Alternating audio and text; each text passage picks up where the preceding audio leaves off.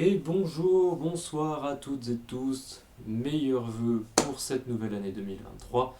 Et justement, puisqu'on a changé d'année, il est temps de faire le bilan 2022. Alors, Archéomusée en 2022, c'était beaucoup de choses.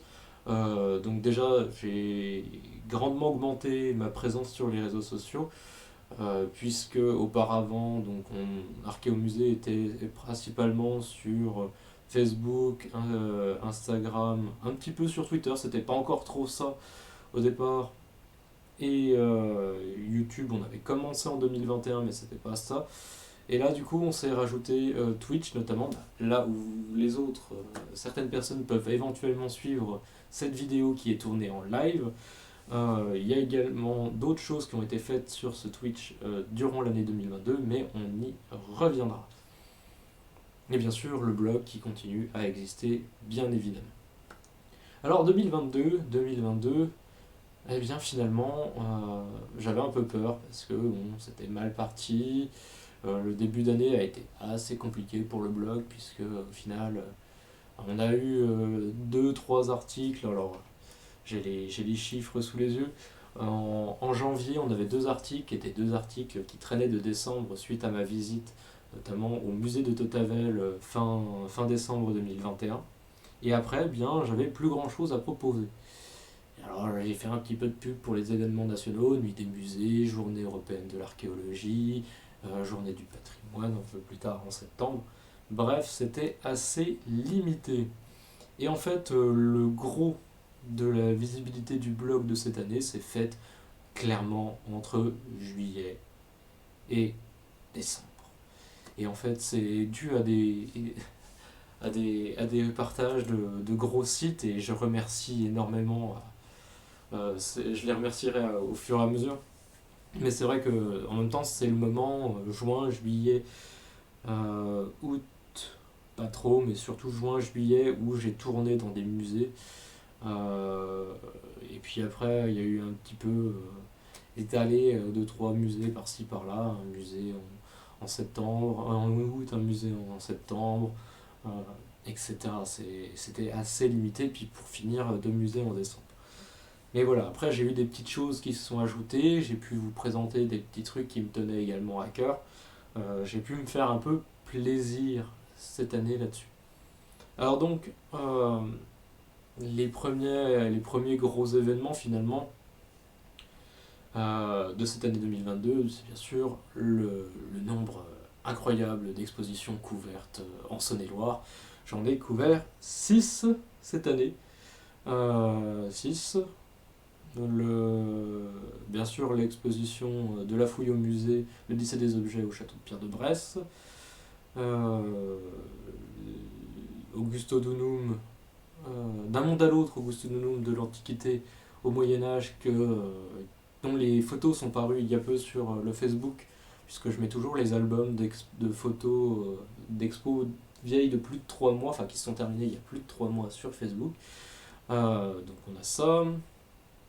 On a Bibracte Mormon. On va avoir Paléobule, les épées pour la Saône et Mâcon de l'an 1000, de la période gauloise à l'an 1000. Donc ouais, 6 expositions temporaires en Saône-et-Loire, 7 en Bourgogne avec euh, Veni Vidi Choisi à Alésia. Et après, on rajoute deux expositions temporaires visitées en 2022, dont une a été présentée. C'est à la recherche des hiéroglyphes oubliés à Artaud-Champollion au musée des Beaux-Arts de Lyon, qui s'est terminée là le 31 décembre 2022.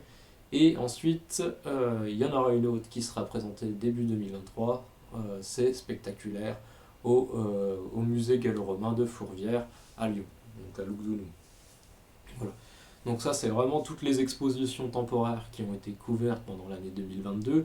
Il y en a une dont l'article sera paru en 2023, mais quand même, ça fait 9 expositions temporaires cette année. Ensuite, à côté de ça, on a également couvert des événements, donc pas énormément, mais quand même.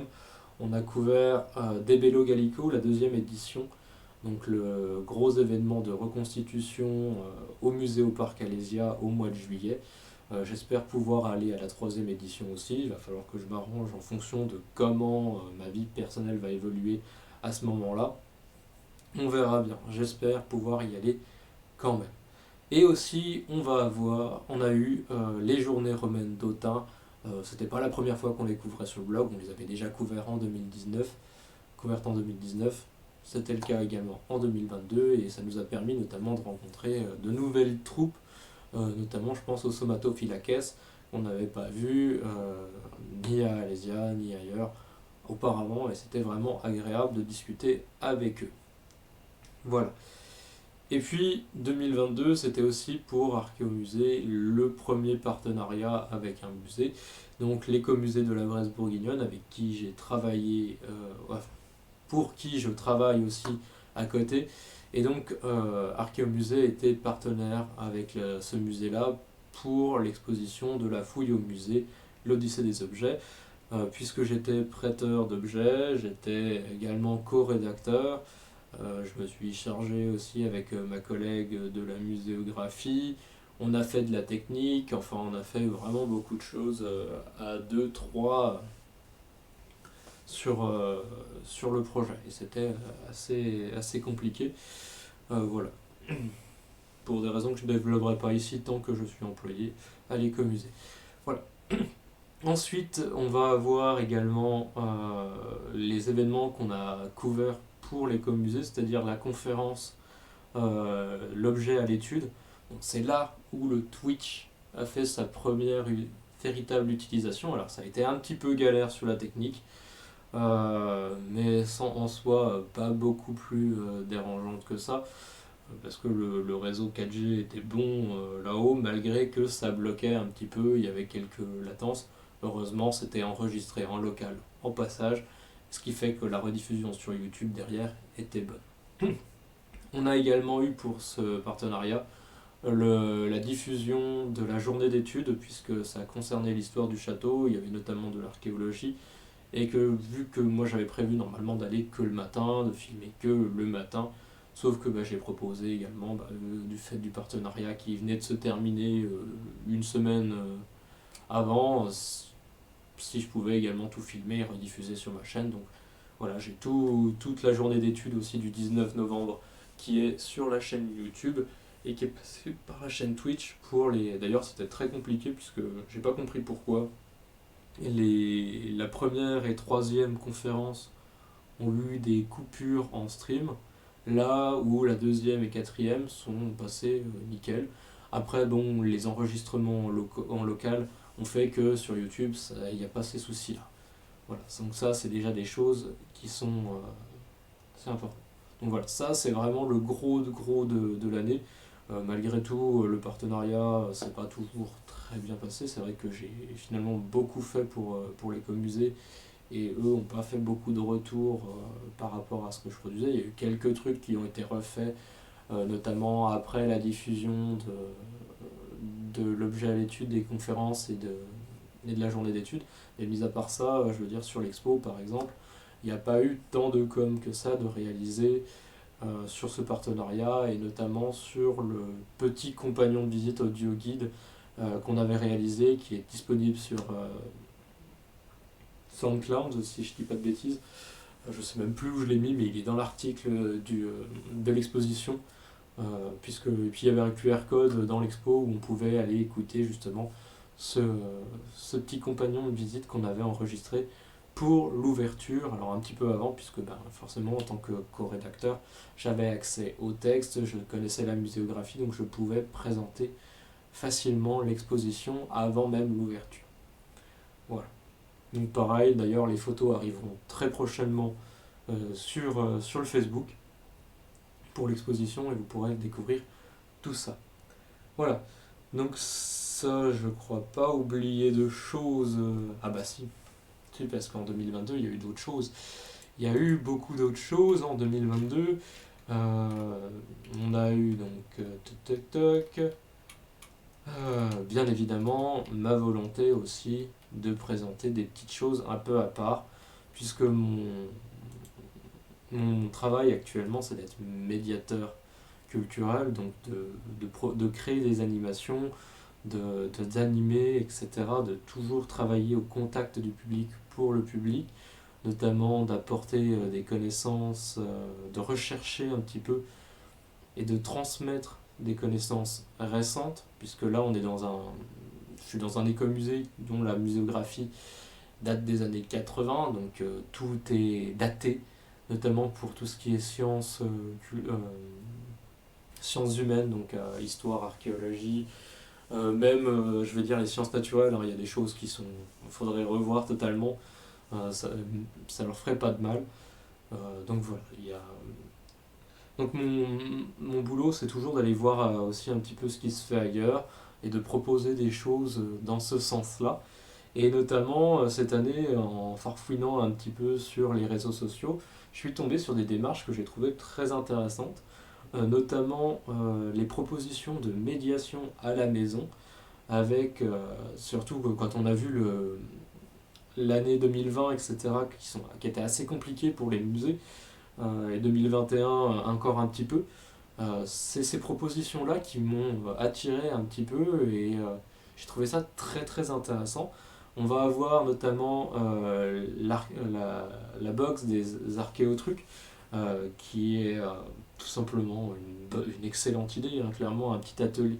Il y a à la fois du texte, etc., pour apprendre des choses, mais il y a également le petit livret-jeu qui est un grand classique en médiation mais qui fonctionne toujours. En plus, il est très bien fait. Et en plus de ça, vous avez en général à chaque fois une petite manipulation, et ça, pour des enfants, c'est un truc qui est très important à mes yeux. Voilà. Donc ça, déjà, c'est une de mes découvertes de cette année.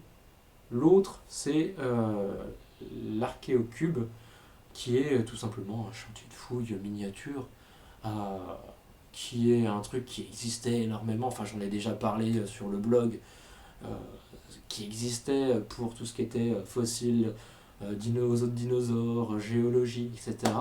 Mais là, le proposer pour l'archéologie, en plus avec des répliques à échelle 1 d'objets, c'est quand même assez formidable. Voilà, donc, ça me tenait à cœur cette année de présenter ce genre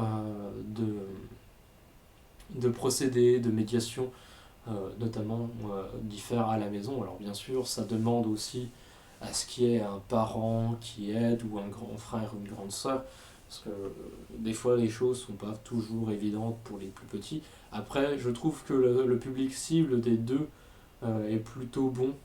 Là-dessus, ils ne se sont pas trompés quand ils ont dit que ça allait plutôt pour des enfants de tel âge à tel âge.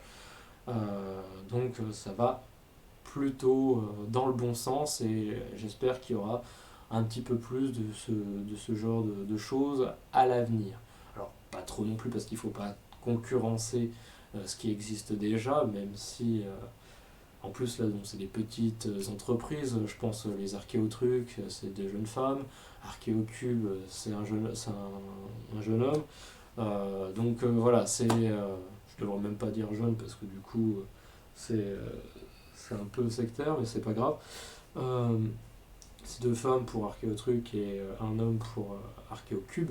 Voilà, donc c'est des micro entreprises qui doivent se développer, et je leur souhaite vraiment de réussir. Voilà. Donc ça, c'est le bilan de 2022, hein, qui est très très bon en soi, hein, puisque la visibilité, le nombre de visites du blog a totalement explosé. Hein. Alors j'ai plus les chiffres sous les yeux, mais du coup on est à quasiment 3000 vues sur l'année, sachant qu'on en a fait entre juillet et décembre à peu près 1700, 1800, voilà, hein. On est à presque 1700 vues, on a fait un peu plus de la moitié, enfin, on est même à 2200, en comptant, oui, parce que je regardais à partir de juillet, mais ça compte que juillet, au cumul décroissant. Au mois de juin, on était à 880, on est à 2975 à la fin de l'année. Voilà, donc c'est pour vous dire que juillet, et notamment j'ai pas compris, mais novembre et décembre qui ont été très très bons. Alors, pour juillet, je l'explique assez facilement, c'est le repartage de toute la com que j'ai fait autour des Bello Gallico, tout ce que j'ai fait autour de ça. Le musée au parc a joué le jeu, le musée au parc Alésia a joué le jeu. Ils ont repartagé pas mal de trucs. Et du coup, forcément, les vues, on stonks. Voilà. Mais derrière, c'est un peu ce qui s'est passé aussi en novembre.